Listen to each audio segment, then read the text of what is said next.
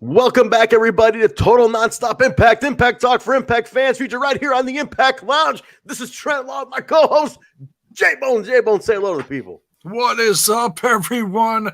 For anybody tuning in now live, seriously, thank you. I mean, it's midnight. We're not expecting a huge crowd, but hey, thank you nonetheless. I know the timing is off, and before we get too crazy with this, let's introduce. Oops. Yeah, the mysterious shadowy figure you see in the bottom screen is none other than the legend himself, all the way from the UK, 6 hours ahead of Jason and I. I blew kayfabe, Jay. It's Jaybone, not Jason. It's okay. Jaybone and I is Lord Bison. Lord Bison, say hello to the Impact Lounge.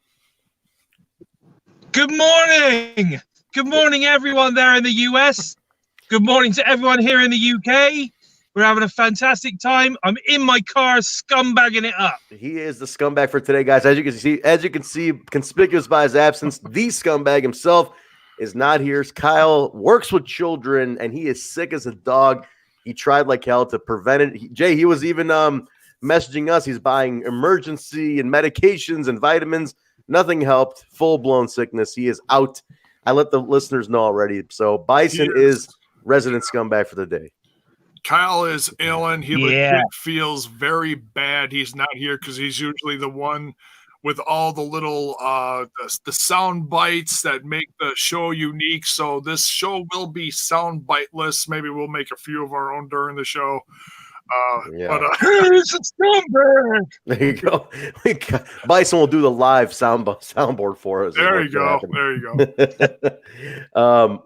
What we are going to do, guys, so we're here to talk about the December 10th, 2019 episode of Impact Wrestling, Melrose Ballroom. The reason Bison is on, guys, is that he was in the crowd live along with Kyle. And actually, if you saw the opening credits, Bison was shown again this week in the opening montage alongside Kyle, the scumbag. So proof that he's there. Yeah. Bison? Yeah, that was definitely me. I think there was about 3 or 4 other points where it showed me as well, because I think this week's episode was actually a bit of a split between the Thursday and the Friday night, because I was in 2 different places on last night's show. I noticed because I noticed the splash of you two in the beginning was the same splash that they used from last week too. And your t-shirts changed. Oh, look at this. We got the scumbag right here. Oh, there he is. This okay, I like this. This must be a new change to StreamYard. You know how usually the layout. Is it different? I can't tell. Message. Okay, see, the message at the bottom of the screen usually covers up who's ever at the bottom of the screen. That's right. That usually was me, by the way. When and that's okay. We can cover you up. No, I'm kidding. Oh, we know where the power lies here. He's the hostess with the mostest. No, I'm just messing. But no, the message usually covers up the guy at the bottom of the screen, and I clicked on the message and it bumped everybody up. So that's actually a nice little addition to StreamYard. Thank you, StreamYard. I like it. It. It's very nice. It's a good change. Very welcome change. I think it's because it realized that the Lord was on. There you go. The Lord Bison is on. It's let's not cover up our Lord Bison. So Kyle is in the house, but he's sick. So nice to see Kyle in the chat. Glad Bison is keeping the scum tradition alive. Podcasting in the car. See, there you go. He's absolutely scumming it up. Another scumbag. Yeah. So I'm scumming it up. Okay, douche that hat. It's Christmas time. It's fucking Christmas time. Sponsored by Vimpo, what is Kyle that? Got the plague. So Jay will be handling the comments today. Kyle, I'm going to leave this goddamn hat on because you called me a douche. Listen, all right. So everybody. So it's going to be 3 of us. We're going to talk the New York tapings. So we'll talk a little about. We're not going to go ahead. We're going to talk about last week's and this week. Well, we'll talk about this week's obviously, and then Bison could touch on anything that kind of maybe bled into this week and how it was from the live perspective of things. We appreciate you guys being on with us late. It's we adjusted a little late to make sure Bison can be on because it's morning for him. I have my company holiday party today, which is why I'm feeling festive. So it's a little late. Thank you guys for hanging with us. We're gonna get through this. We're not gonna keep you all too long. So let's jump into it, guys. Before we do, any news points, anything of note from this week that you want to bring up and to discuss real quick? Any kind of news and rumors? Noomers, as Kyle calls them. I actually do. And it was brought up from a few in the chat.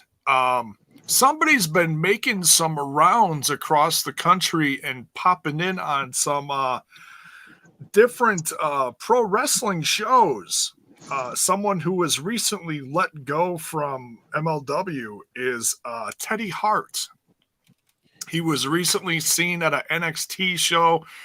As soon as last evening, he was seen in the crowd with a girlfriend in tow, Maria. I can't think of her name. Maria Manic, is that what her name is? They got that crazy YouTube channel. If you guys want to see some crazy ass shit, go check out Ted. Just look up Teddy Hart's YouTube channell. And Jay, you do realize that Kyle's going to crucify you. Here we go. And then that's why I'm talking about it, because he's not here. So he can just he's sick. There's nothing he can do about it. He can yell at me next week. But no, Teddy Hart is. There we go. That's it. Thank you, Bison. Thank you.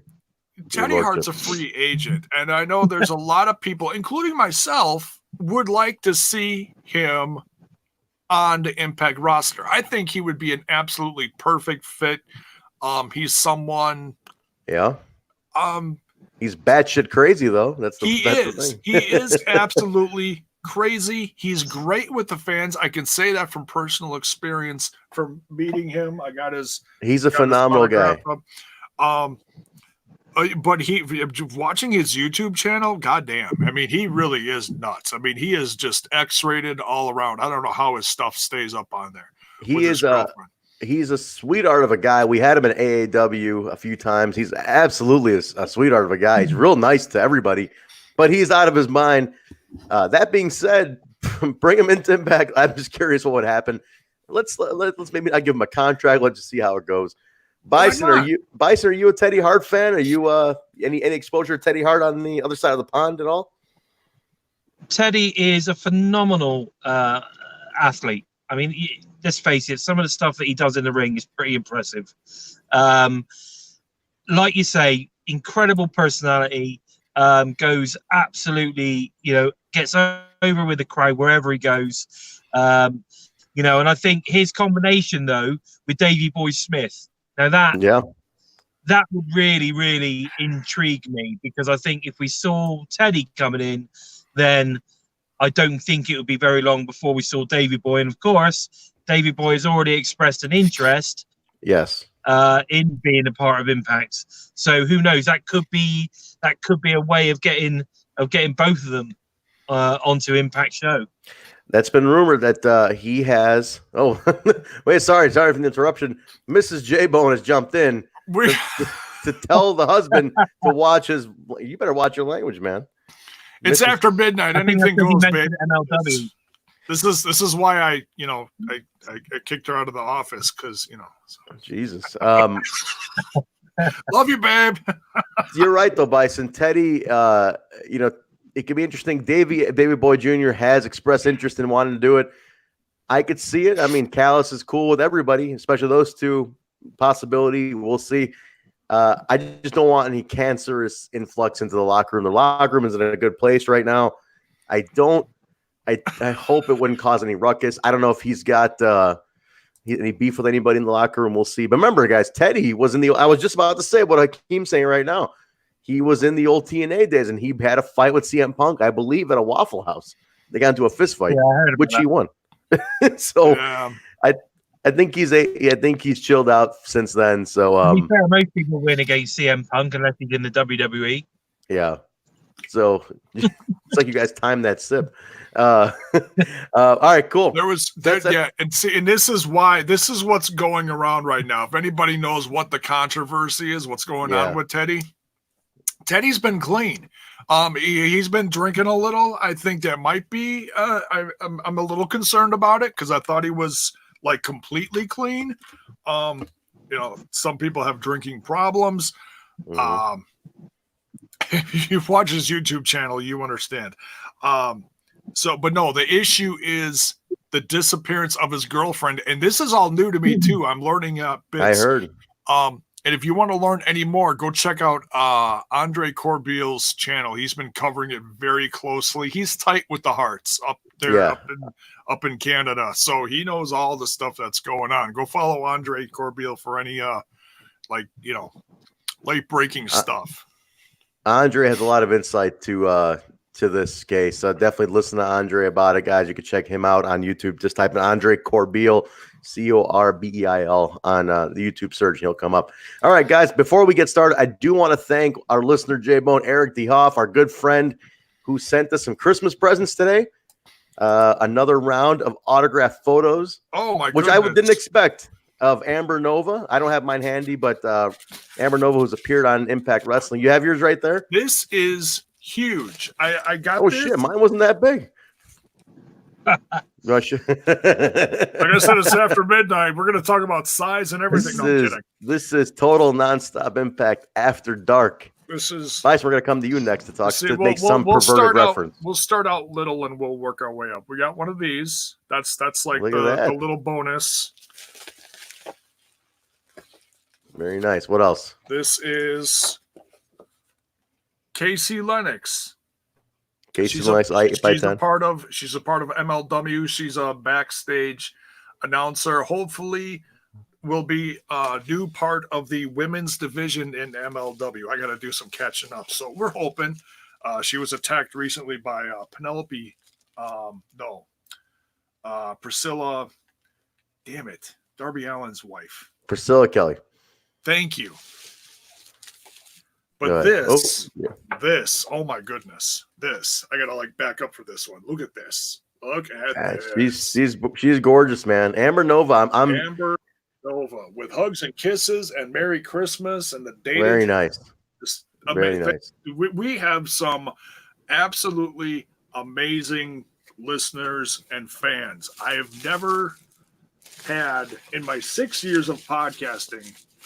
I've never seen anything like this. Thank you so much, Eric. You are amazing. Eric, that's awesome. Kyle, yours should be coming. Kyle's bitching in the comments that he didn't get anything. Maybe it's on its way tomorrow. Maybe you should check your mailbox. But anyway, all right, very cool. Eric, thank you so much. Maybe someone stole it off the front stoop. Could be. All right, guys, we're talking Melrose Ballroom, December 10th. Maybe Kyle's roommate stole it and already put it up in the room. Maybe. Guys, Melrose Ballroom, Bison, you're in the house. Now, before we start, tell us the feeling, the tapings, the crowd. How was it your first time at Melrose? How did it feel? How'd you like it? Just give us your initial reaction to being in the room. Well, we were lucky.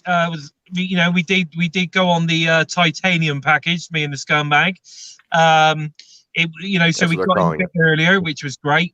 We managed to get a couple of beers in, which was good. The venue itself, it's snug. It's intimate. Yep. So I think it's a good venue for the fan. I'm not so sure it's a great venue for TV, but from a fan perspective, I thought it was very intimate. You were very close to the action. And the crowd were hot. One good thing about that particular venue, and of course having a slightly smaller crowd, is that you do have quite a few individuals that get really excited. There was one particular guy who was up on his feet banging the tables and all sorts of stuff. I saw that guy. Ethan Page said if you can find that guy's name, he's going to send him a gift. That guy was awesome. Absolutely awesome. I kept thinking to myself, man, is he working for Impact? Because he's getting the crowd going big time. That's awesome. That's really cool. Hire him as a hype guy. Hey, I want to quick address something before we get too deep here. Hakeem has been asking me about this, and now that we're actually on here, I talked about it a little bit on my channel, but I haven't seen the shade that Hakeem is referring to here. Trent, do you have any insight on this? Yeah, not to deviate too much, and then Bison, you can even chime in if you saw this. David Sahadi's a very, very famous producer in professional wrestling. Worked for the WWE, WWF at the time, and TNA before.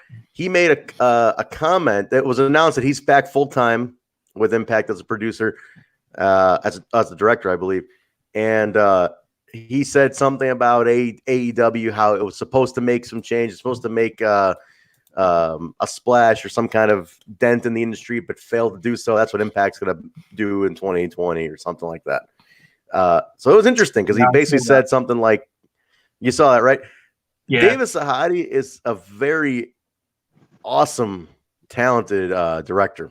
His father, I believe, was also a professional wrestling director who worked for the WWF at the time. So he's been around the business a long time. He's a very, very, I met him actually. I met him at the Hard to Kill or the Bound for Glory after party. I was talking to Eric Tompkins, who's a producer of the show, and David was there too. And I didn't recognize him, and he mentioned who he was. I was like, "Oh shit, you're David Side." It's like he's a legend in the industry. He's worked for NBC. Like he's done a lot. Oh wow! If there's a guy who knows what he's talking about, it's David Sahadi. For him to be that blunt, because he's not much of a tweeter or anything, but for him to be that upfront and that blunt was very interesting. I think nobody was really expecting it, but it was interesting because I think I like that fire underneath him. I like that it's kind of like, hey, he wasn't afraid to take a shot. Maybe nowadays those things are frowned upon, but I don't mind some confidence in your product. So yeah, it's cool. Let's see what happens. I want to see what they do. I'm very excited that he's in the helm because I always liked his work. I think he's a very, very good director. So Bison, did you see that too?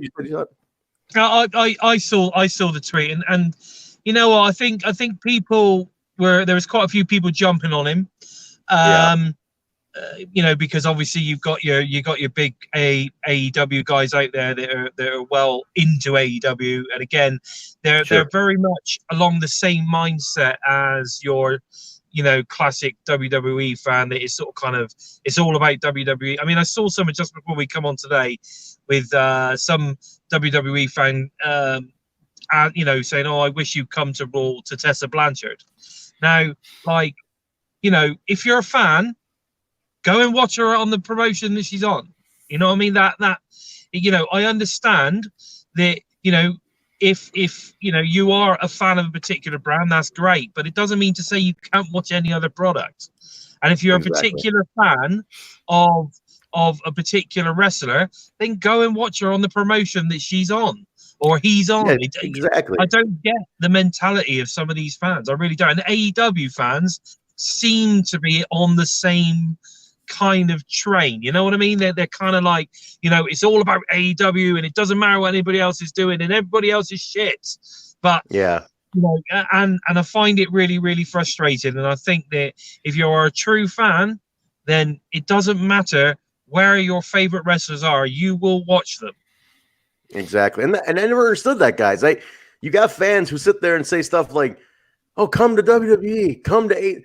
Well, if you like them, like you said, Bison, if you like them, just watch them on the show that they're on. What the hell's the problem? It's on TV. Watch it. Yeah. If you like them that much, obviously you're watching them, so continue to support them where they're at.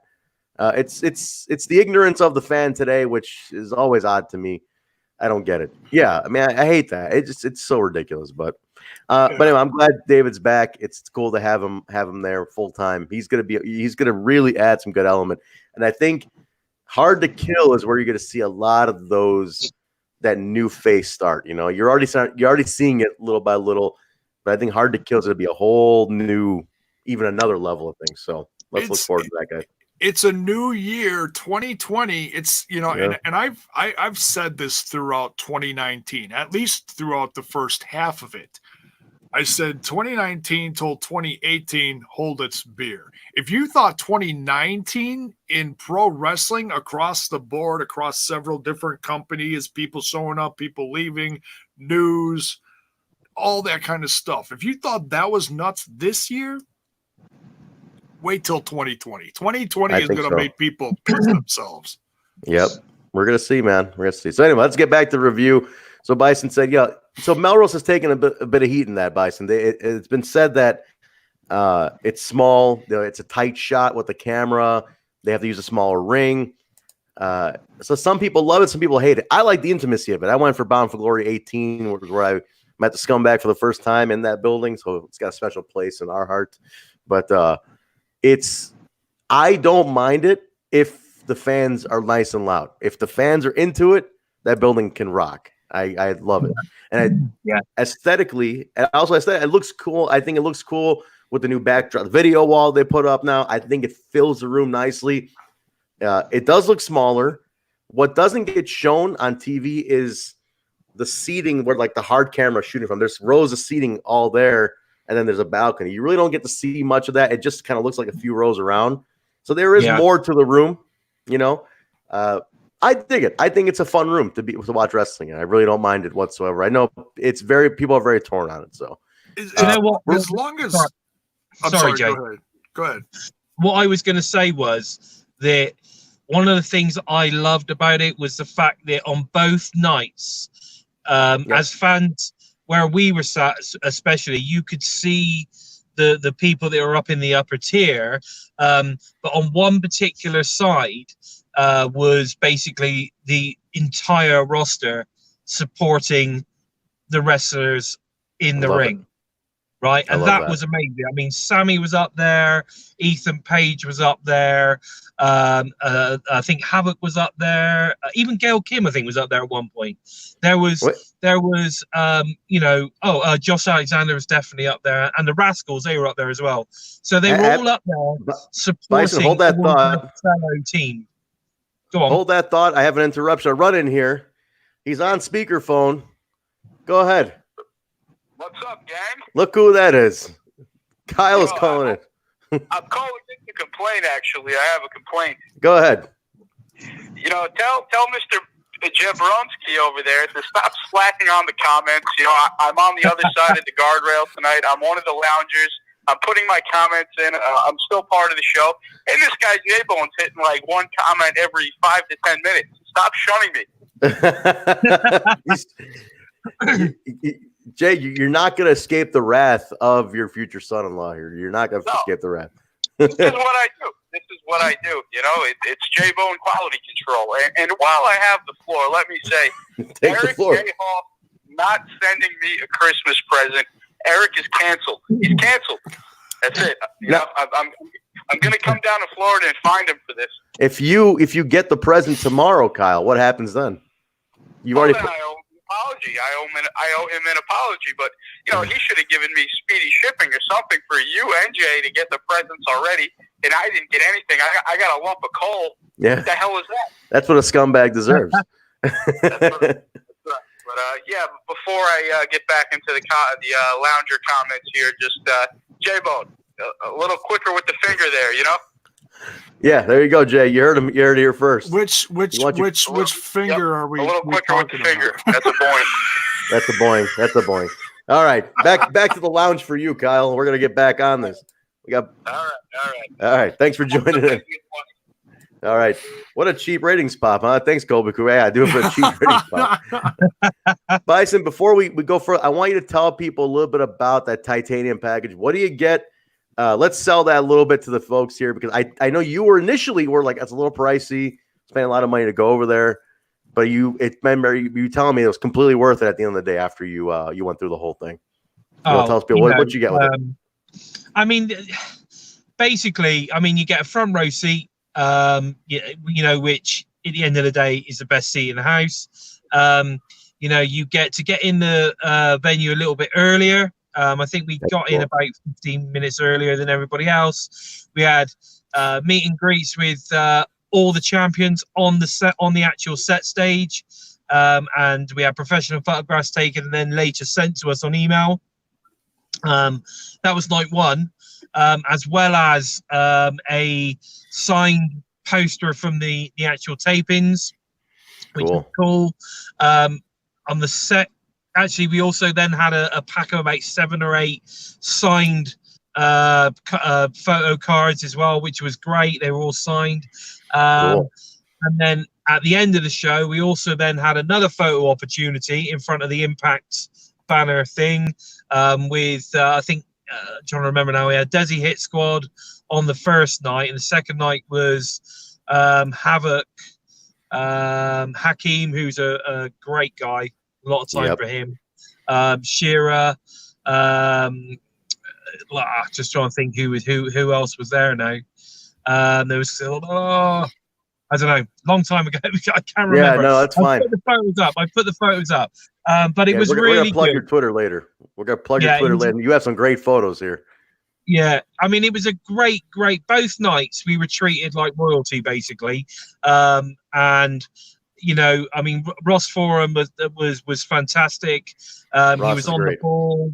He was trying to pull. You know, he was like, "Come on, then, lads," you know, or you know, and lads, let's get over to the champs. You know, and he was getting everyone up on the stage. And you know, the only thing I think we missed was a free beer.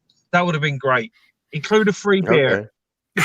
A drink ticket. Hey, I'm gonna go back to this comment from Kyle. Yeah. What's up with this lap dance from Katie Forbes? Do tell. What is this, Bison? A lap dance from Katie Forbes? You know what? He's trying to get me in trouble. He is trying to get me in trouble, and it's not going to work. It's not going to work. There is that in the pizzles. All right, guys. That's funny. Very cool. Hey, listen, what happened in New York stays in New York. We're not going to get Bison in trouble. He's a married man with children, for God's sake.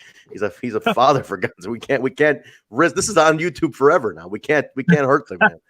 No. Block fan, you're not too late. We're just doing some pre-talk here. Don't worry. We're just going to jump in right now. Okay, guys, we kicked it off. RVD and Rhino, ECW style match. Tommy Dreamer special referee on this one. They are going to the ECW well quite a bit. Some people love it. Some people hate this. I never get bored of it. I know BQ, not a fan of this much. I like it because I was a big ECW mark. I got plenty of ECW merchandise to prove that. I grew up on it. To me, it's always cool to see these guys because I think they can still go. Bryce, I want to ask you real quick first. In New York City, how did they take to this? How did they take to this ECW nostalgia? Well, as you would expect, they loved it. Everyone was going crazy for it. There was a couple of negative comments put online, I think, on the social media about this one, saying it was a bit slow and it's a bit boring and by a couple of people, the usual people you would expect it to be from, to be honest. However, you know, being a fan for like the last 20 odd years, I can tell you now that those two guys can still go and entertain a crowd. They were great. Absolutely. Now, you know, they were taking some bumps, and you know what I found with Rhino and RVD now is that actually I think physically it does, you know, it's quite hard for them. So actually, the pain that you see in their faces at times, I think, is real. Is that, you know, that like when they take a bump, you know, you can tell that, you know, God, blimey, that hurt. You know what I mean? Like, sure. I think you can see it in their faces. And I think, you know, that it's not so much selling as actually that bloody did hurt. Yeah. I mean, you're at that age. Jay, I don't know if you were much of an ECW guy, but what did you think of this? I know you know the nostalgia behind it. Is it still entertaining for you to watch, or are you in that camp like, maybe we use them in a different capacity now? I'm really oblivious to all this because Katie Forbes, my goodness. I mean, it's a new RVD. It's a newfound lease on life for RVD with Katie Forbes now. No, I really enjoyed this because this was a whole new RVD, you know. Screw the face, like, oh, you get some fans all excited. No, I'm not gonna give you that. I mean, and Rhino gave him was it a power bomb right on the chair or whatever it was. It was like, you were gonna talk about, grimace on the face, a look of real pain. Yeah. From a guy that's had work on his back, I watched that shit just right before we went live. Oh my God. Insane. Yeah. It was a lot of fun. It was a little slower paced, but this is a whole different RVD, and I'm really enjoying him. I mean, I don't know what fans think of him and the whole, PDA thing. I think it's hilarious because I like Katie Forbes. And she just shakes her stuff all over the place. I think it's great.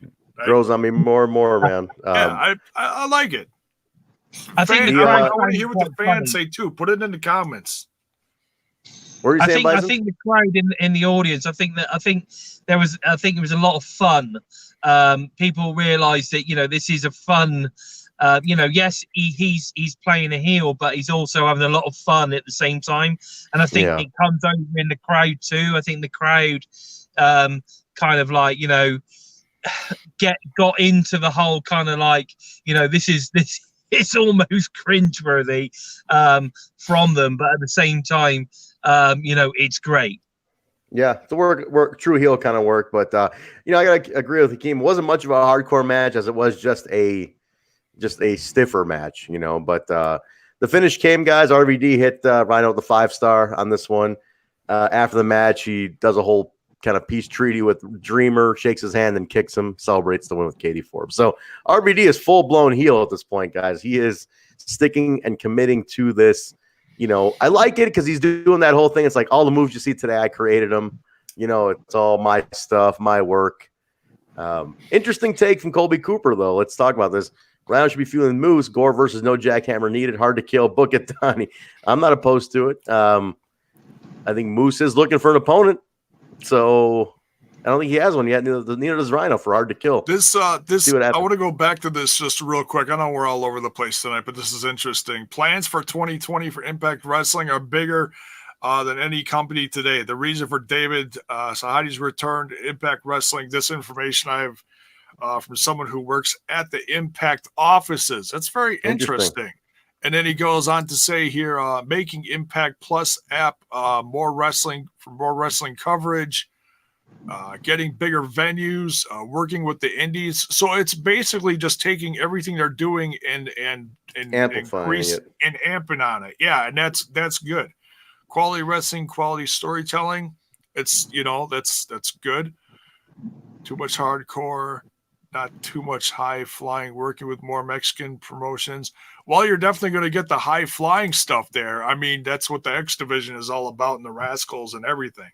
But we'll see what comes of it, guys. We'll definitely see what comes of it. I'm not going to say no. We don't know, but hey, listen, I'm always open to growth for Impact Wrestling. But we go from that, guys, sitting on the stairs outside, OVE cutting a very cool OVE promo with that camera effect that they do.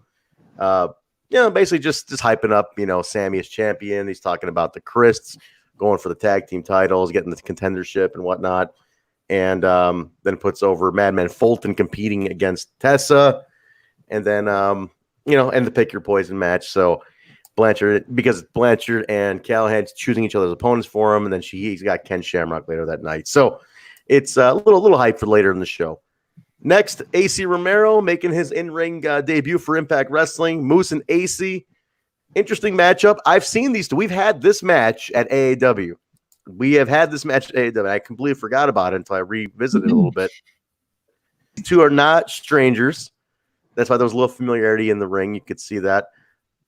There was a great spot at AAW where Acey pounced Moose into the crowd. If you ever want to check that out, I can send you that information. But pretty standard match. Nothing too crazy. Acey's, you could see he's just getting on TV, just getting ready with things. Moose hit the jackhammer, no jackhammer needed. Gets the final cover on that to end it. So Moose wins. But a pretty standard back and forth. I want to start with Bison on this one, and then you guys leave your comments in the chat. Initial thoughts on Acey Romero. I get to see him more through AAW, but for people who aren't as familiar with Bison live, how did the people take to him? How did you take to him? What do you think about Ace going forward? I think Acey is an incredibly popular guy. When he came in, it was Acey baby, Acey baby. They were definitely hot for him. My only criticism of Acey, I think he's a great personality, and I think he's definitely a larger than life character. Because of his size, though, his moveset seems quite limited. And it's very much based on the fact of, well, you know what? I'm a huge dude. I'm inviting you to put me on the floor. I'm inviting you to pick me up. Yeah. And I think that unlike say a talent like Willie Mack, for instance, who is, yes, he's small, he's much smaller than Acey, obviously, but he's still a big kind of, big choppy dude. But man, he can move, and he can move fast. And I think, I think that's there is sort of kind of, I don't know. I think maybe if as time goes on, we start to see more move sets. We start to see a little bit more than this "I'm the immovable object" style of wrestling from him. It'll become a little bit more entertaining, and I think the crowd will take to him a lot more. I mean, he's clearly a face character, and the crowd are clearly behind him at the moment. But like I said, I think until we start getting, until we start seeing him a little bit more, I think for me, I'm not like, oh, it's an Acey Romero match, I must watch it. I'm not kind of there yet. We're not there yet, exactly. Jay, what do you think, man? Are you sold on Acey?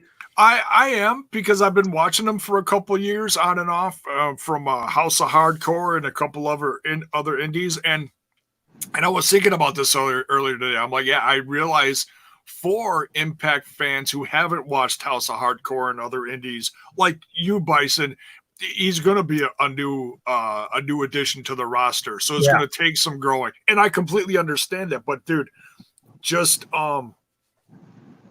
be patient with him. He's so much fun. After watching a handful of matches, you're going to see his heart and his passion and his athleticism is really going to shine through. And, I mean, he can clearly take a bump. That's for sure. No doubt. I mean, falling off the top of ladders, that's pretty impressive. Oh, yeah. Oh, yeah. Oh, here's a perfect one. That pounce, though. We saw that, and that's one thing I did write down. Thank you, Sid Bones. That pounce to Moose. Okay, Moose is a big guy, and yes, Acey is a big guy. But to take a pounce, and it's like I said, it's got to be a working thing. You got to sell the pounce too. Moose sold that pounce, man. That looked amazing. Okay, so like we're going close to 1 o'clock in the morning. We got almost 40 people in here. Thank you for joining us. That's live awesome. So late at night. Awesome. Thank you. I'm guessing a lot of it's the overseas. The overseas contingent's really jumping in here. But that too. Bison's ratings for the UK. Yes. Yes. Thank you. I'm telling you, Lord Bison equals ratings. He sure does. Right. He sure does. Very nice. Just to answer a couple questions in the chat. AAW, I am trying to get them to work with Impact. If you guys saw the last AAW show, Sammy did walk out with the Impact World title. I missed that show. I was overseas, but it's the first time we have done that ever where AAW Danny Daniels, who is a former wrestling legend, has allowed that to happen. And that's very big for us. I don't know what it's going to lead to, but, Sammy's a very vocal guy, and somehow it has been agreed upon. I've been working on that forever. It's been agreed upon, and he walked out of the Impact World title. That is, to me, is awesome. So we'll see what happens in the future. I am very open to working with them to do a pay-per-view, a Twitch special, Impact Plus special. Yeah. Hopefully talks are coming on that. We did not win any of the podcasting awards. I think it's rigged. We're calling it a rig on the whole thing. It was entertaining. Look, I love Ant. I'm certainly not going to throw any shade on Ant. He's an old podcast buddy of mine. His skits during the podcast show, if you did watch it on the Wrestle Hub channel, were cute and entertaining. I appreciate the hard work that he and his crew did put into it. It was kind of disappointing to see the same award or a same podcast, win almost all the awards. That doesn't make any sense to me. I think it's like, okay, you should have a certain amount of people, a certain group for each one, and not maybe to change it in the future just to make it a little more fair. Like, okay, maybe not have everybody nominated on each one. You know what I'm saying? Change it up, Yeah. And so I think it didn't help for you guys having nominations in different names. So like 1 minute you're up there for Total Nonstop Impact, but you're also Impact Lounge Review. Yeah. It was you. I think there was a bit of a mix up in there, and people were possibly voting for you guys, but not necessarily. Messy. it was a bit of a. I think it was a bit of a mess. I think if you were just on there as Total Nonstop Impact in one particular category, just this show, you may well have won. I think it was a bit messy on the voting front. We'll see. Paul Nelson, Hawaii. Good for you, man. We're freezing our asses off. What part of Hawaii are you from? That's where Nurse Nicole is from. She's from Hawaii. So, all right, guys, let's continue on here. Father James Mitchell in the back with Susie, and she's, he's yelling. He's like, you shouldn't be running away like that. He's, in the only way James Mitchell can do it. He is one of the most polarizing characters I've ever seen in professional wrestling. I love watching James Mitchell. She sees a noose and she grabs it, and she has her flashback of when Havoc attacked her. And she goes on to say, well, there was this nice lady trying to help her, Rosemary.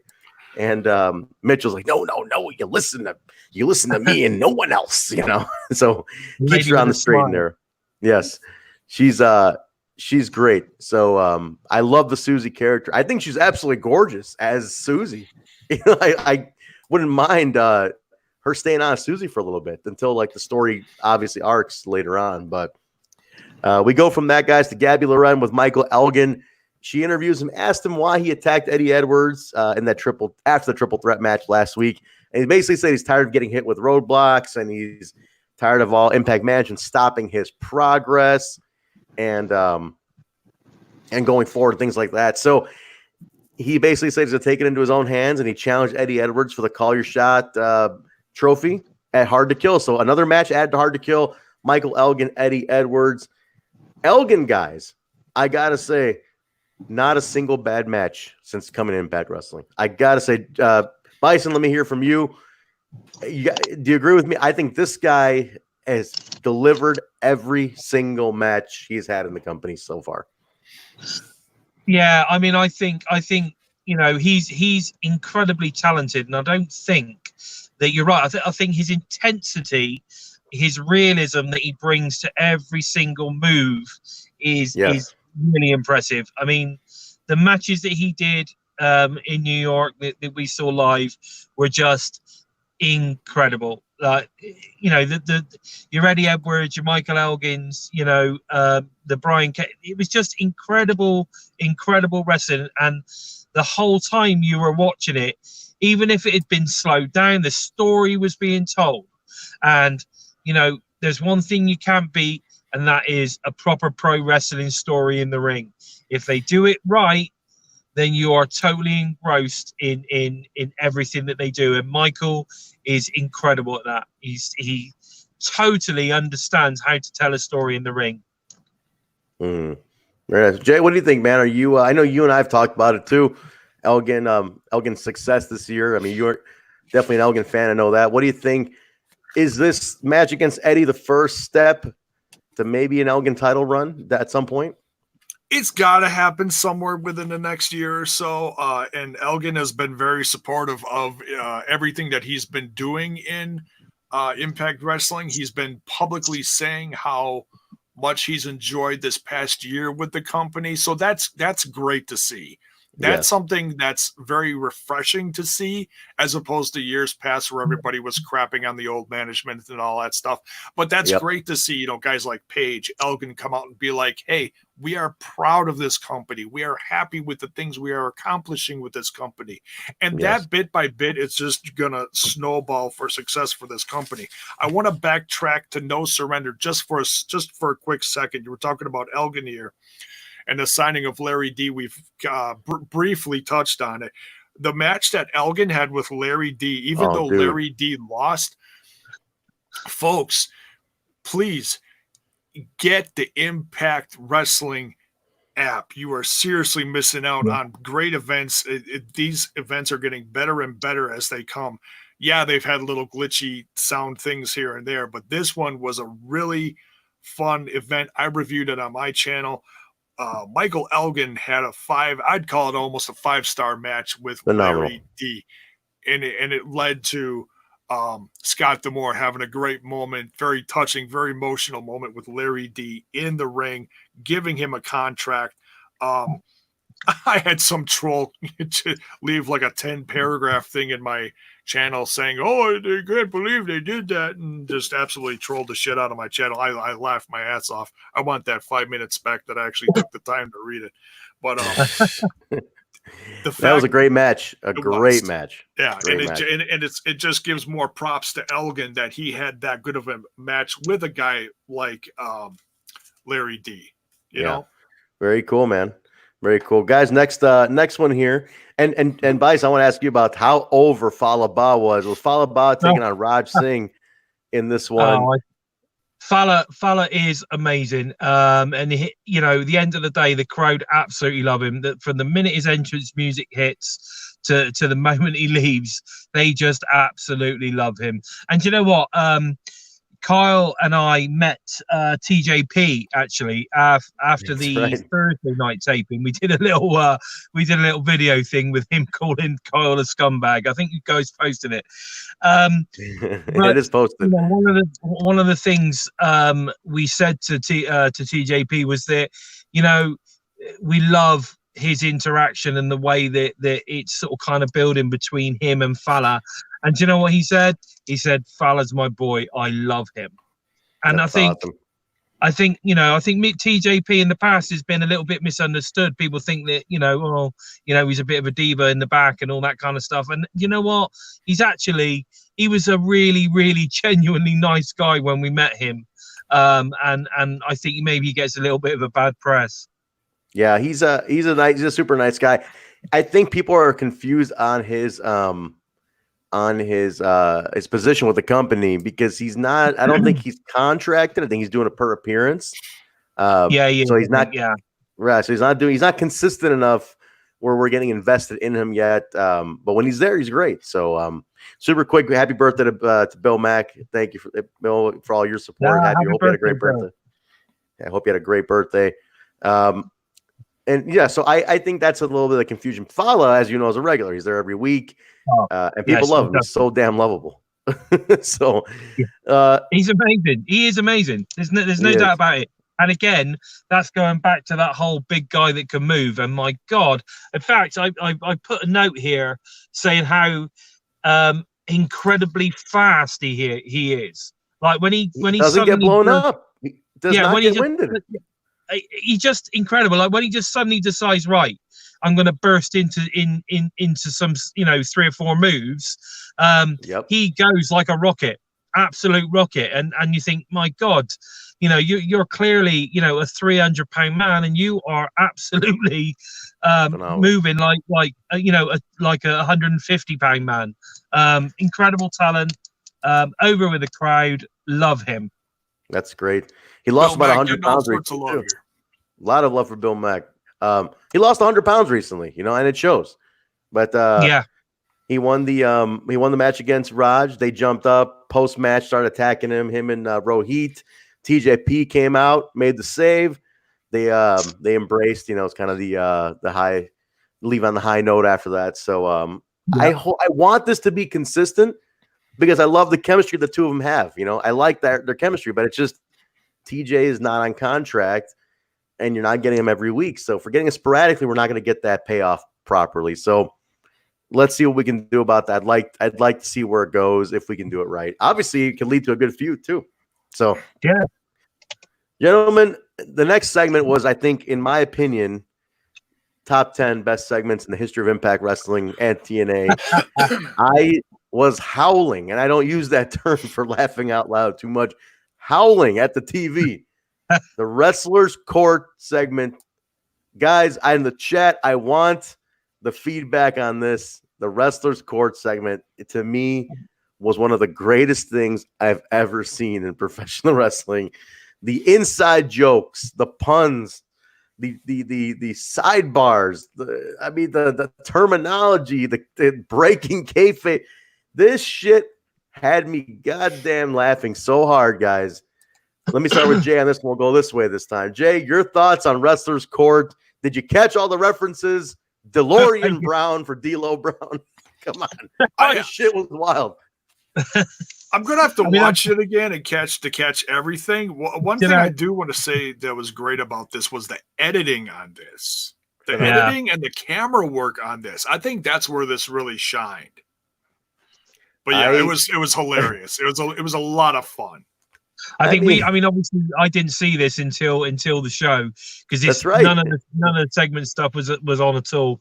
But I have to say, I was absolutely in stitches on this. I thought it was fantastic. In fact, I picked up on that DeLorean Brown. That was absolutely hilarious. It really was. And I thought that I actually really like Kira Hogan as well. I thought Kira Hogan was really cool on that. Tell your father I said hello, brother. that was brilliant. There were so many little things in there which just sort of kind of like, I think you had to watch it a couple of times to really sort of kind of. I watched it twice. It was brilliant. Did anyone catch when Dreamer was like, is there the attorney for the defendant, Joseph Hart? He's dead to us. Yeah, that was funny. That was hilarious. It was like, oh yeah, because he jumped ship. Yeah. So yeah, little rib, little burn there. That was cute. Yeah.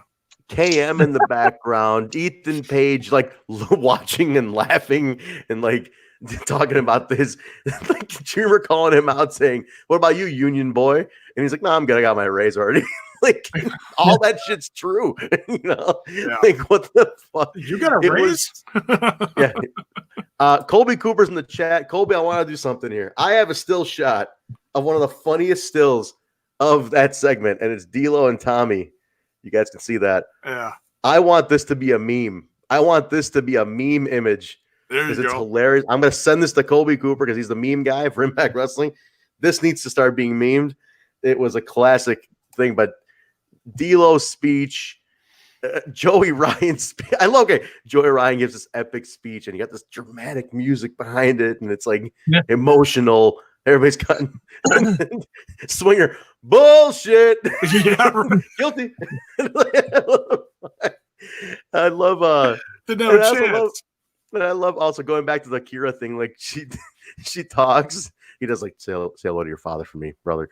And then Swinger goes, he's like, what does he say? All rise, huh? Rizats hizat. I lost it, man. I fucking lost it on this segment.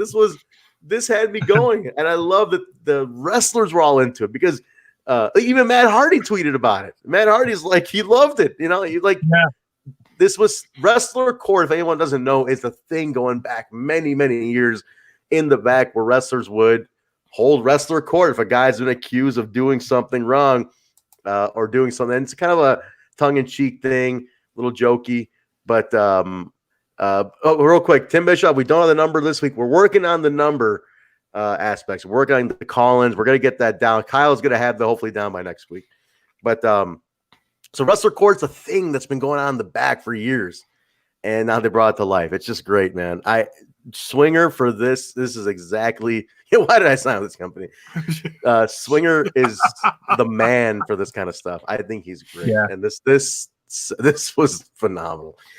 I will watch it again before I go to bed tonight. Tim, we didn't win. We already discussed that, but yeah, we didn't win shit. Sorry. Thank you for everyone who voted it, though. I mean, everybody voted. Thank you very much.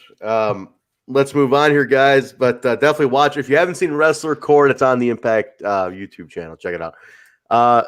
We got another match here, guys. Rascals, OVE, Reno Scum, Willie and Rich. This is for tag team contendership. We're going to see who is going to be the one to which team is going to be the ones to go forth on the tag team excursion, get to look for the titles against the North. A lot of back and forth, guys. I want to start with Bison on this one. Bison live. I have a feeling, you tell me if this is true, because I haven't been in a live crowd where these guys have been on, aside from they were on Bound for Glory, but I'm not going to count that on this one because they weren't in a tag match. How does the crowd take to Reno Scum? I feel like outside of the West Coast, it's been a challenge for them. How did they take to them in New York? Yeah, no, I don't think there's not so much of a pop for these guys at the moment. You're right. I think when you watch the Vegas tapings and stuff like that, they sort of kind of go crazy. But they're not. I mean, personally, I'm a massive Thornstone fan. I think the guy is incredible. Yes. But I'm not so sure on Luster. Luster doesn't I don't know. He doesn't seem to connect with me so much, but Thornstar I think is amazing. But yeah, no, I mean the crowd obviously, they cheered, but they weren't like going crazy for them. There wasn't the old oi oi oi or anything like that going on. So yeah, I think give it a little bit more time. Again, it's the same with Acey. At the end of the day, the more we start to see him, the more we're going to get into them. And I think it'll be the same with Reno Scum. The more we see them, the more we're going to really start to relate with them and get into everything that they're doing. I think they're incredible wrestlers. Both of them can definitely, without any shadow of a doubt, go. I've got some really cool photos of them, actually. Very nice. I'm sorry I missed the Gamma lockup going back to Wrestler's Court. Yeah, that was hilarious. Remember locker room. He just locks up, collar and elbow tie up with Joey Ryan. Guys, I'm telling you, if you haven't watched this, you need to watch this tonight before you go to bed. It is the best shit I've seen on TV. But it's so good. But all right, cool. Yeah, you're right, Bison. It really comes down to consistency. You just got to see them more and more and more and more. We got to get used to seeing them. They got to be invested, guys.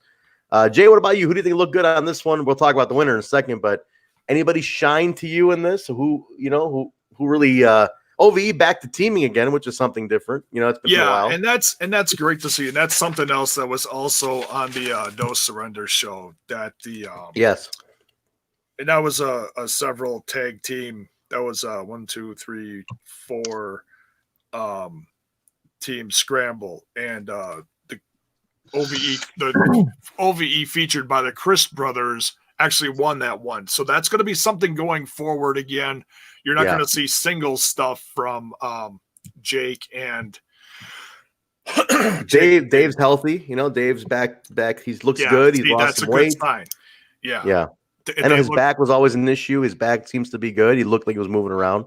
They looked amazing. I can't wait to see more because they were the ones that carried this brand. And I bring that up every great once in a while. They carried this brand 2 years ago when it was LAX and OVE, and that was about it. Yeah.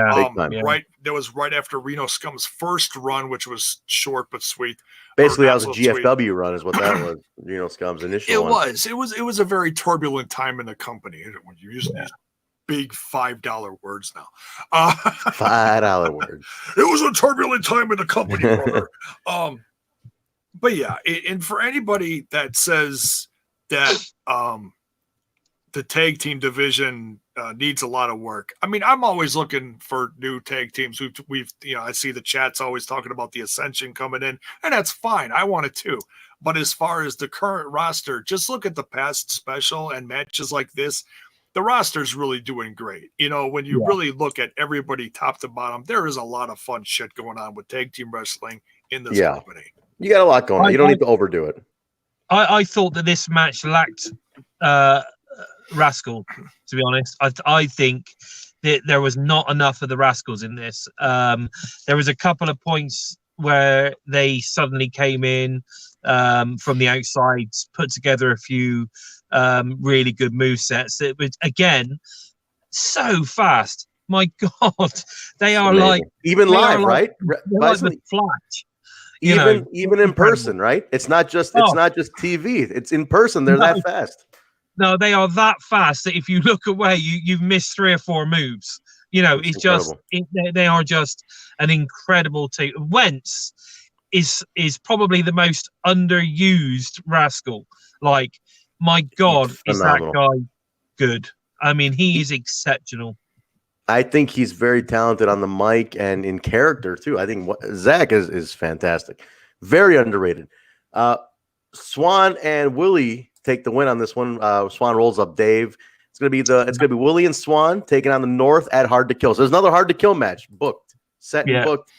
We're coming up. We're exactly a month. That's something as well that I wanted to touch on. I've written down in my notes here. I got some notes, lads. I got some notes. Very nice. We came prepared, Jaybone. Look at this guy. No, I'm trying to be professional here. I watched that. Scumbagging. I watched an hour and a half and an hour. I got 0 notes, but I'm paying attention. So the injury, the Willie Mack injury. Yes. Okay. Tell us about this. Now on the night. I have to be honest, everyone in the crowd was really concerned because it actually came across as a real genuine injury. Like you could Everybody was see in quiet. the faces of, it was all dead silent. The faces of the wrestlers, it looked dead serious. They looked dead serious. Now, and even when he went off, I mean, the whole time when they were trying to get him, because he went to break, I think, on the TV. So, but like the whole time they were trying to get him off, he was totally like could not stand on that knee at all, and they were literally having to carry him out of the arena. Now, when it came across on TV, it was very kayfabe. Like, to me, I was like, man, they fooled me. Because, like, I honestly thought that he was injured. And yet, on the TV, I was totally not convinced that he was in. Do you know what I mean? You understand what I'm trying to say? It came across really kayfabe on TV, whereas in the arena, it seemed like it was a serious injury. Yeah. You know, and then when you think about it, in terms of storytelling, it made sense because, you know, they're trying to make Rich look as strong as possible. So it totally makes sense of why they possibly faked that as an injury. I don't know whether it was fake or whether it was genuine. But all I'm saying is that in the arena, it came across really real, but on TV, it didn't come across quite as real, if that makes sense. That's good. It's good when you can still get that magic. Jay, I saw a match booking for you in that. Yeah, I don't know what's up with this. That he must be cavorting with Kyle, and there must be something between the two there. I was biting my lip the whole time that you were talking about that Bison, but I agree with you. The part that when I was watching this that had me cracking up, and yeah, I mean, if you solely look at Willie, he did great on selling that. But I'm not buying it for a second because Dr. Areola, as I like to call him, was out there. And the second that Doctor went up, he looked up and went like this for a split second. I was like, well, he didn't even look at the knee, did he? That's the thing. He just looked. He sort of kind of pulled at his protector thing on his knee pad, and then went, yeah, that's it. And I'm like, you might even look at it. Why is a Doctor going like this? Well, he's a doctor in the wrestling business. He is. But it's like, who is he signaling? He must be signaling to the gorilla position that he really. Sure. Okay, I get it. No, but it's this is wrestling, folks. Let's not, like I always say, let's not take this too seriously. I had a nice little laugh with it, but no, it was a good segment. It did without the doc there. It looked good. Very nice. No, he was. Dr. Areola, man, he's the impact doctor. You got to respect Dr. Call him Areola. Willie's a juggalo, never trust that. Come on, Kyle, you're a juggalo. What the hell are you talking about? So am I. All right, we go to the back, guys. Ty Valkyrie is there with Gabby Loren. I'm too old for that shit. I just Gabby's with Ty in the back. She's saying she's now preparing for a triple threat match. ODB is now in the title match with Jordan Grace at Hard to Kill. Typical Ty promo. She's sick of everybody coming after her and whatnot. How do you guys feel about ODB being added to this match? I want to hear from the loungers too. What do you guys think about that? It's kind of random. I felt maybe it took a little shine away from Jordan Grace getting her moment. I do like that they're taking care of ODB. You know, they're giving her some shine. She's getting a pay-per-view payday after a long, long time. She gets to be on pay-per-view, which is nice. It's good for her. You know, she's a legend, an Impact, TNA Impact legend, 4-time champ. Do you guys feel it's good that she got added? Should she have not? She didn't nurse Nicole. They do. Look at that. We are. Side note: Nurse Nicole and I are going to Hard to Kill. She'll be nurse on site. She'll be there, so she'll be at Hard to Kill. So if somebody tries to kill somebody, she'll be there. But oh no, Kyle being a scumbag. Come on, that's it. Take him off. Get him out. We're gonna ban him. Get him out of here. How do you guys feel about that, though? Jay, let me start with you. ODB being added to the title match. Are you cool with that, or is it like, oh man, it should have been Jordan's moment? It still can be Jordan's moment, but every once in a while you got to pay homage to the past. And with everything that's going on with ODB, it's a nice little way to include her in on everything. And It'll be interesting to see, because we've seen a whole lot of one-on-ones from Taya. We haven't seen too many multi-knockout matches. We've seen a couple, and that's how Taya's retained many a time. So it could be an easy win for her in that sense. You just got to wait for the right time and then knock out the other one and then get the, knockout to knockout, but then, and then get the pin. So I'm okay with it as long as it's everything's booked okay over the course of the next month, and I trust them. I think it's okay. I like ODB. I think she's a little edgy, which is I'm always good for that. Jesus, I drink way too many of these tonight. You're edgy today. This is what it is. I am. I'm edgier than Edge. Jesus. I ain't gonna get to sleep tonight. I could do 10 more reviews, but no, I'm good with Content is king, Jaybone. Content is king. 5 more podcasts tonight. I'm gonna. He'll do it. He'll do it, and they'll be on. Listen, they'll be with you today. All right, Lord Bison, what do you say, man? I see the sun coming up behind you. By the way, look at that. Incredible. Yes, he's definitely coming up. Guys, give it to Lord Bison. Jeez. I think ODB is amazing. So from my perspective, I'm a big ODB fan. So her being introduced into the match creates more interest for me personally. Is it going to add anything hard to kill? I don't know. Maybe not. Is it going to attract people to watch?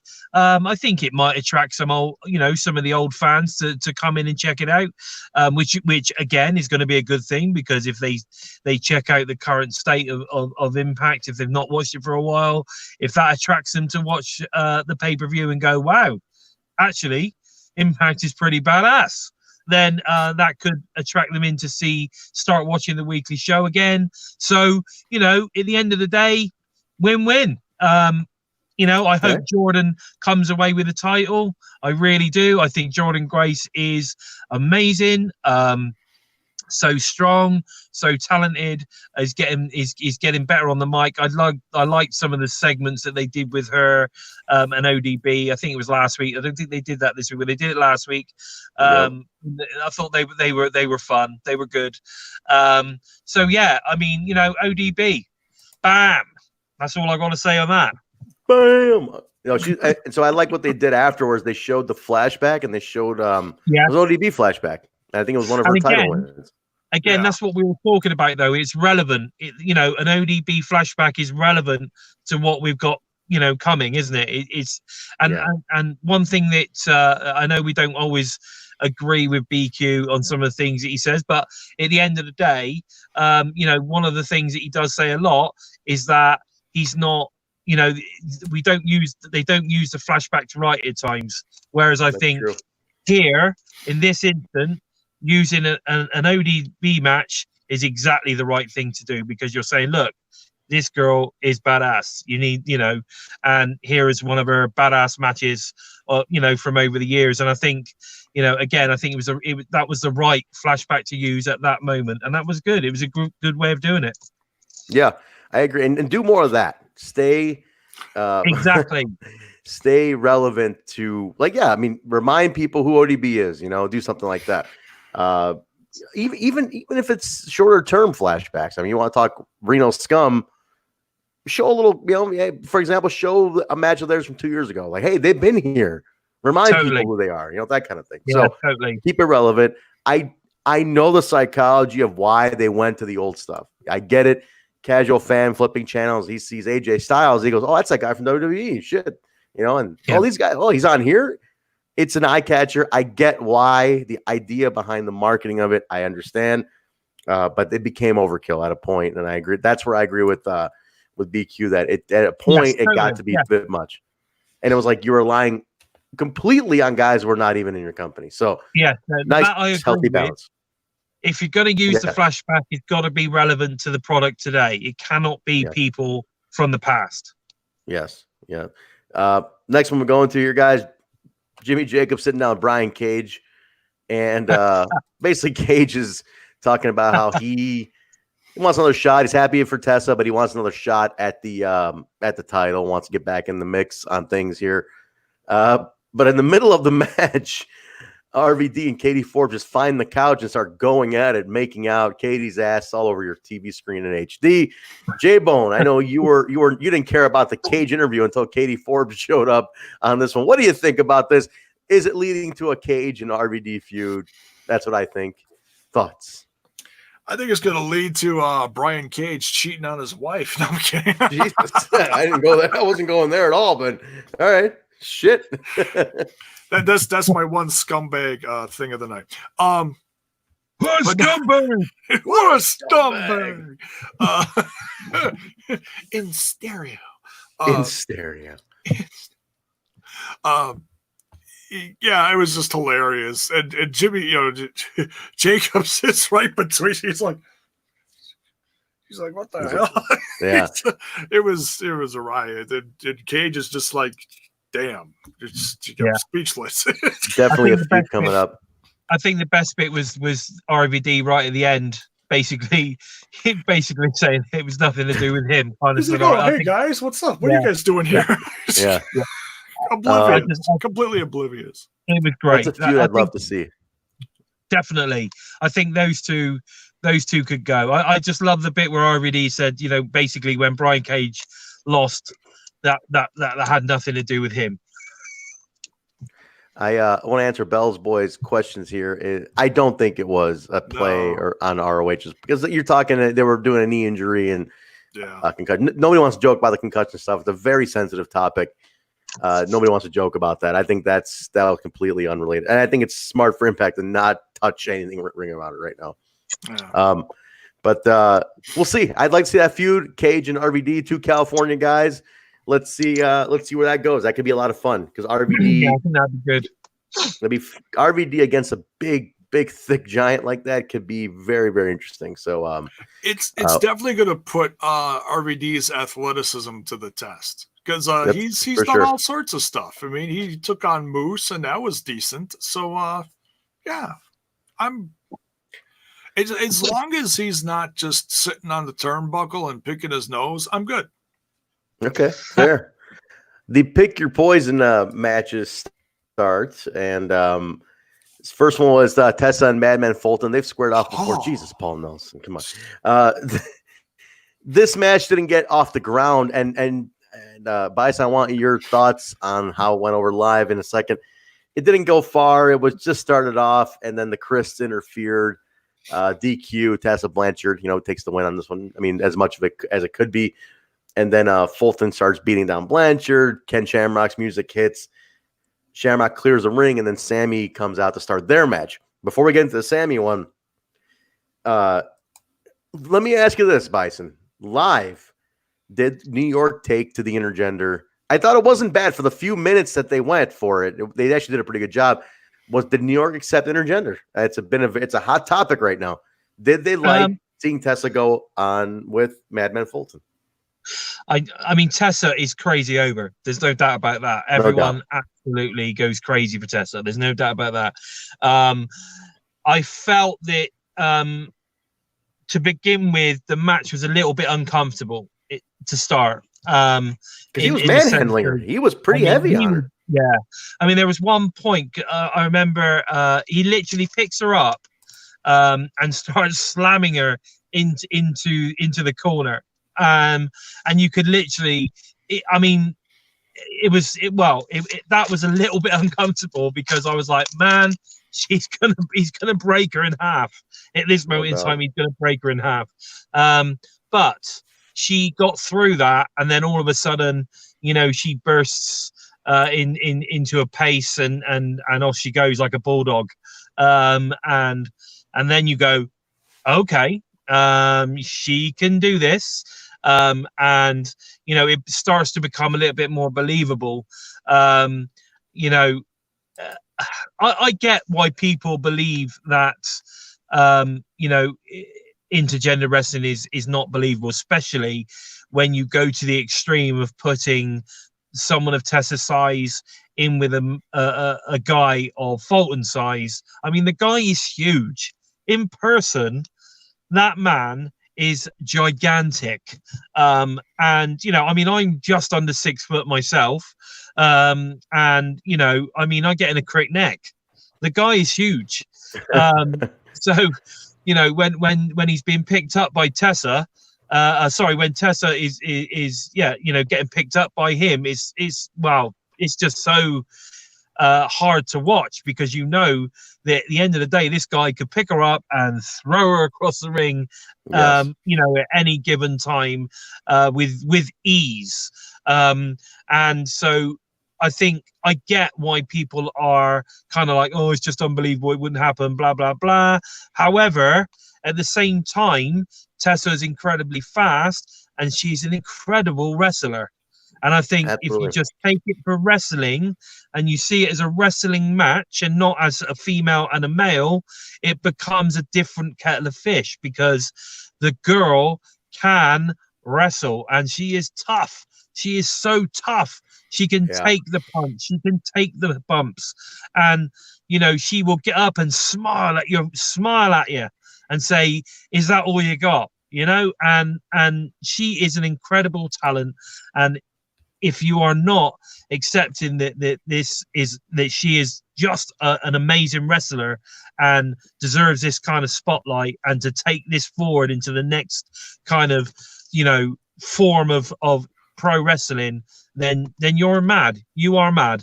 Intergender, I don't give a shit. It's not intergender. It is wrestling, and she can wrestle. And anyone in the world, Tessa is the best. Awesome. Very good take. She really is. Jay, what's your thoughts, man? Give me your feedback on this. I mean, Tessa hanging with Fulton. I mean, he outdoes her by a foot. Yeah, just to piggyback on what Bison said, it's all about the story they tell in the ring. On paper, no, there's no competition. But when you look at the counters and the timing of everything that she did to him, they make it a real believable match, because she countered him. And then, of course, everybody jumps in, and then it becomes a DQ. And I can understand there's a story they're telling here with Madman Fulton. And this is what my buddy Paul, who's also in the chat. And by the way, Paul, yes, Fulton is like he's like over 7 feet tall. Yeah.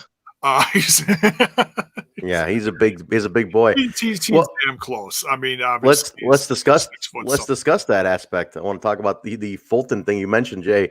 The Callihan match starts with Ken Shamrock. They go back and forth. Pretty stiff match, you know. Obviously, Ken's wrestling a different kind of more paced style nowadays, but Sammy can work with anybody because he's brilliant. You know, some decent heavy moves in here, belly to bellies, some slams, some nice stiff shots.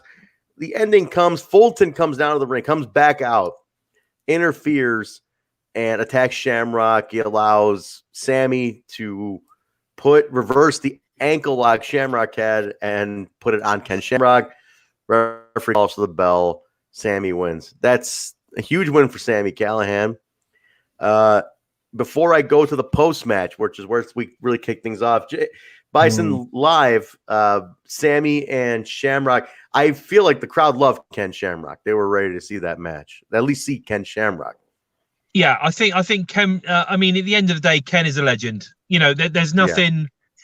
At the end, the guy is a legend. Whether it be WWE, or WWF when it was his, whether it be TNA, whether it be UFC, whatever it is, the man is an absolute legend. So everyone in the room wanted to see Ken Shamrock. There's no doubt about that. Everyone wanted to see Ken Shamrock, and the man is in incredible shape. He really, 55 years old. He's absolutely ripped. And he can clearly take a bump. I think when Fulton had his moment where he went absolutely crazy, I'm not too sure whether he went a little bit over the top with Ken. It was a little bit uncomfortable watching him sort of kind of like throw Ken around, because at the end of the day, I'm 45, and I know that I'm not quite as durable as I was when I was 25, right? So, Ken is 55. So, when you get thrown around like that, you've got to be a little bit more careful with a 55-year-old guy. Yes. You've got to be safe. You've got to look after your opponent, and that is important in wrestling. And I think that, I wasn't too sure whether possibly he was a little bit over the top with him and whether he actually did injure him a little bit. Because it was a bit uncomfortable at that moment, but I think it was an incredible TV. Yeah. Jay, what do you say, man? Let's even bring up the post match here now, where Fulton continues to beat up Shamrock and throws him out like Bison mentioned, throws him out to the outside of the ring. Yeah. Callihan's begging him to stop. He shoves Sammy off of him. Sammy's like, the hell with it. He leaves. He keeps beating up Shamrock. Sammy comes back. He's like, come on, stop. And then he finally stops. Your thoughts? I felt uncomfortable too, Bison. The throw to the outside, I was like, oh, shit. It's not. Yeah. I think he landed on his ribs. I think he landed on right on the side on his ribs. And I think you could see the grimace in his face when that hit, Yeah. I think Jay, what do you say? I loved it. I've been waiting patiently.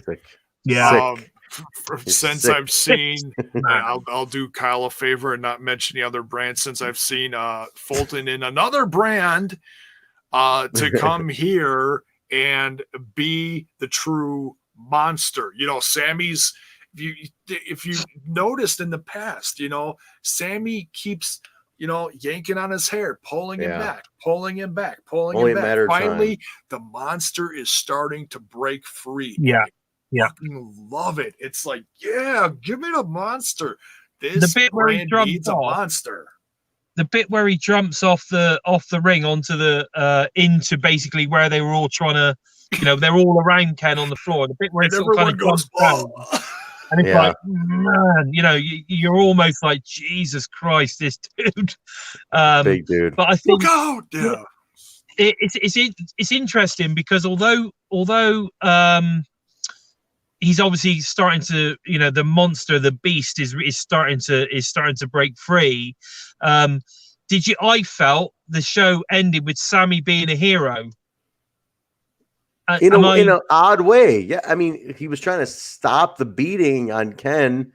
He's like, enough is enough, Which is weird, though. It's like he's supposed to be sadistic as shit. Yeah. And then all of a sudden it was even. But is it Sammy being a hero, or is it like putting Fulton over to say, like, even this is too much for Sammy, and who's a sick bastard? Sammy can't even handle this. Yeah, I don't know. Who knows? It was just it was a way he was sort of kind of saying, enough is enough. Yeah, which is strange. And to me, he came across as sort of like saving the day. Interesting, right? We'll see. That is a very that could be the start of a whole turn of a chapter for. And it'll be interesting to see which way it turns if this is that. That is a very interesting point, Bison. Yeah. So we'll see, gentlemen. We'll see where they go with that. I was intrigued at the end because I was very like, well, shit, who's the one turning? I don't know. But we'll see.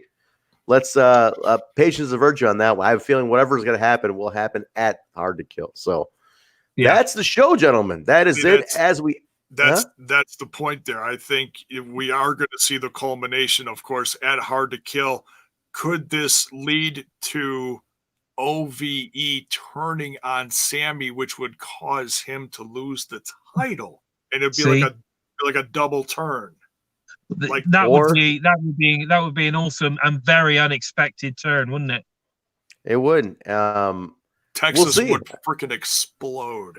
Right. So we're very curious where they go. Well, the next couple of weeks might open some insight to that. So, gents, that's the show. As we end it, the sun has come up behind Bison. Everybody in the chat, I want you to give. If you're on your phone, use your clapping hand emoji and give Bison a round of applause. He woke up early as hell in the UK to sit in his freezing car. It's wintertime. His cold car. And do you know what you can't see? What you can't see is I'm wearing my jam bottoms, my jammer bottoms. I've got, yeah, in the car. All I did was that's the hot. hoodie on. Brilliant. That's hot, Bison. He didn't want to disturb. He didn't want to disturb the kids and the wife. Didn't want to bother them, wake them up. Yeah. He took this. And he wanted to actually, be on with us. they're my Cleveland Browns. I got me Cleveland Browns. Dave Chris would be very proud of you. Dave Chris would be extremely proud of you. He loves the Cleveland Browns. He does. He does. That's why he wears the colors he wears, right? Very nice. But yeah, guys, Bison, thank you so much for joining us. That was super awesome of you to be a good friend of ours, give that insight.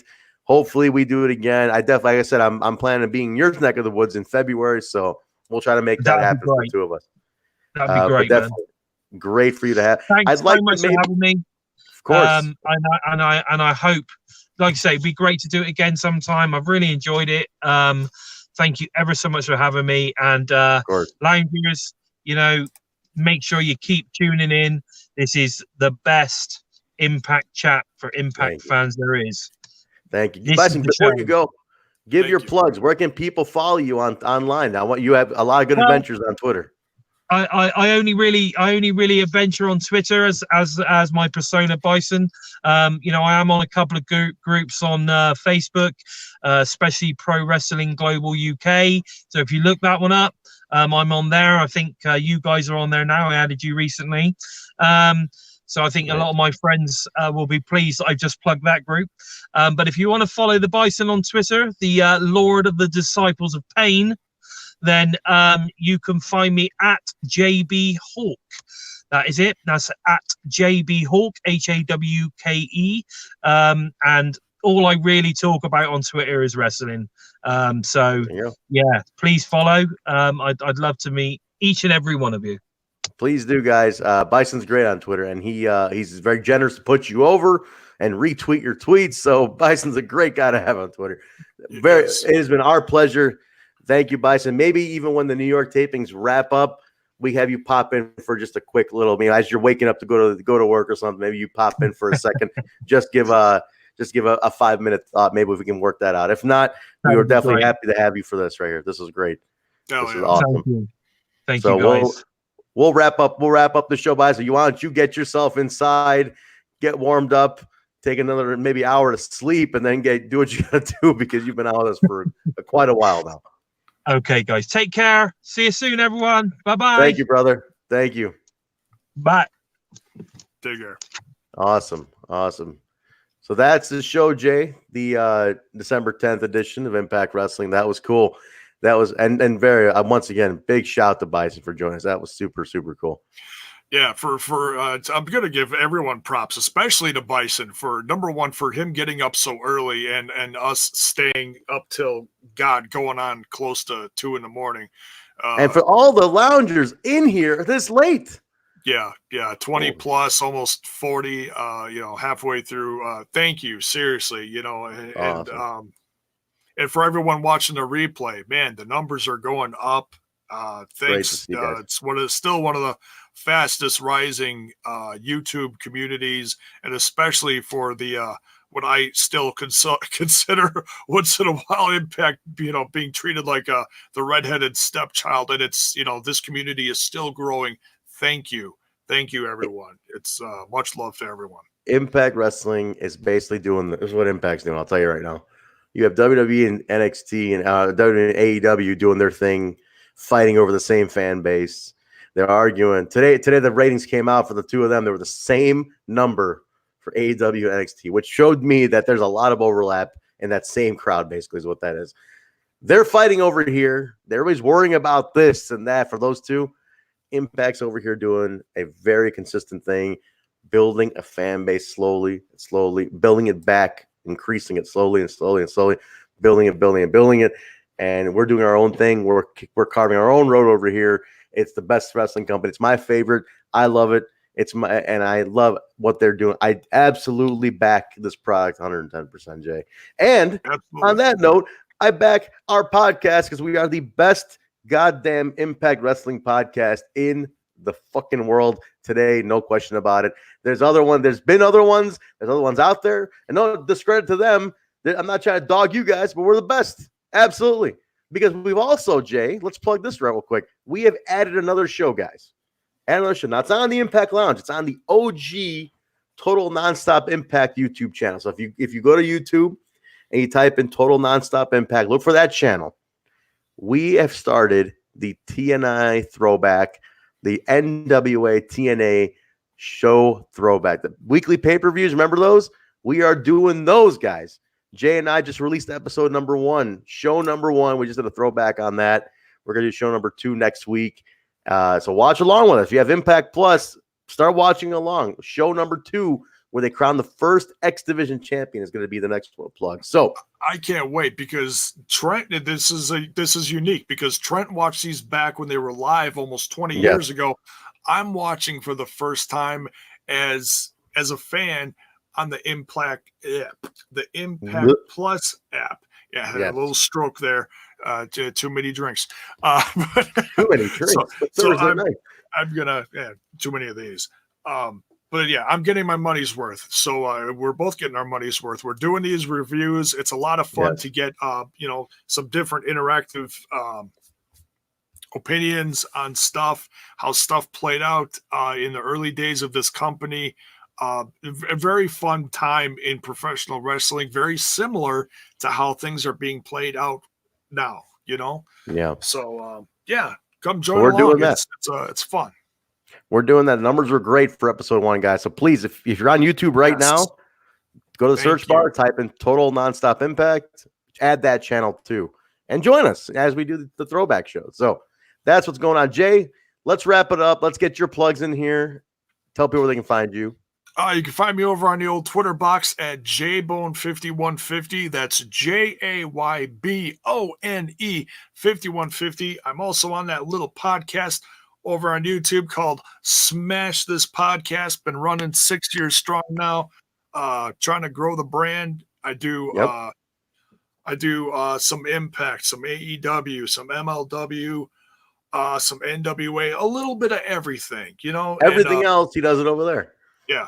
So come join in for the fun. I do it solo over there, and just very nice, having fun.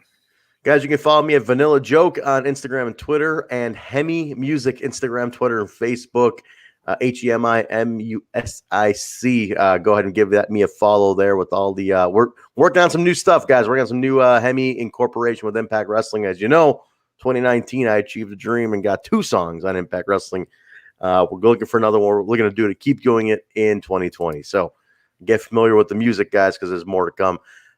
You can also follow the show on Facebook, Twitter, and Instagram at We Talk Impact. Remember, just type in We Talk Impact. This show comes right up on all 3 of those social medias. Remember, guys, this show is also available on podcast apps, Apple, iTunes, Stitcher, SoundCloud, Google Play, iHeartRadio, TuneIn Radio, Spotify, and pretty much anything else that runs podcasts. We're on it. So rate, review, and subscribe. iTunes, Stitcher users, we're counting on you guys for them. Those are the 2 biggest ones. Get in there, 5-star rating. Let us know what you think. Keep boosting it. It's doing really, really well. I'm so happy to see how well those numbers are doing. So, guys, definitely subscribe. Tell a friend. Pass the word on. Let's show them what we're doing over here. If you know an Impact Wrestling fan, let them know what we're doing here, because the goal in 2020, as Jaybone, Kyle, and myself talked about, is we are getting Impact Wrestling's attention officially. We know they listen to us, Jay. We know they do. We know the boys do. I know some management definitely does. But the key now is we are trying to be a part of the company. The goal is to be a part of Impact, be endorsed by them, something where this show gets put on in some capacity by Impact Wrestling. That's what we're going for, guys. That's the goal. I'm doing whatever the hell I can to make that happen. So we're going to go and keep plugging forward. So, guys, thank you for that support. Absolutely. Let's keep going. The fact that someone this is one of my moments of the year, legit, is when I was watching Trent play the Hemi set at the end of All Glory, and Johnny Bravo comes up to me and gives me a hug and says, "Hey, glad you guys could make it." I was like, what? That just, it's awesome. That just shows that we're doing something good. That's awesome. Johnny Bravo's the man, dude. He's such a good friend. He's turned into such a good friend supporter. It's humbling, man. Somebody of his stature and his talent is what a good dude. But guys, remember, if you want to, we're going to work. The next stage here now is some merchandising. We want to get some Total Nonstop Impact merchandise. That's what I'm thinking. Critical Sting, put us on Impact Plus. That's exactly what I've been thinking. So you put that out there, put it into the world. Maybe it happens. But guys, looking to do some merchandising. We're going to try. If you are a designer, submit some designs to us. Jaybone's working on some stuff. We're going to look into some place to do it. We definitely want to create more advertising streams for you guys. Maybe do a Patreon in 2020, somewhere where we can do extra content and use any revenue to keep building this show more and more. So, and then until Jay, that turns into giveaways and things like that. So we want to do more like that.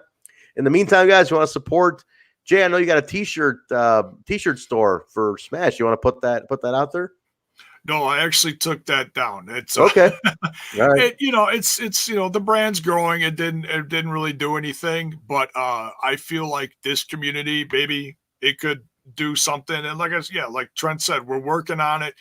It's we've talked about it for a while. We got the content started on the OG channel, and now we're going to work on some merch going into 2020. Either something with the logo or something else. We're gonna throw around some ideas and we'll get it out there and get it launched hopefully in the new year.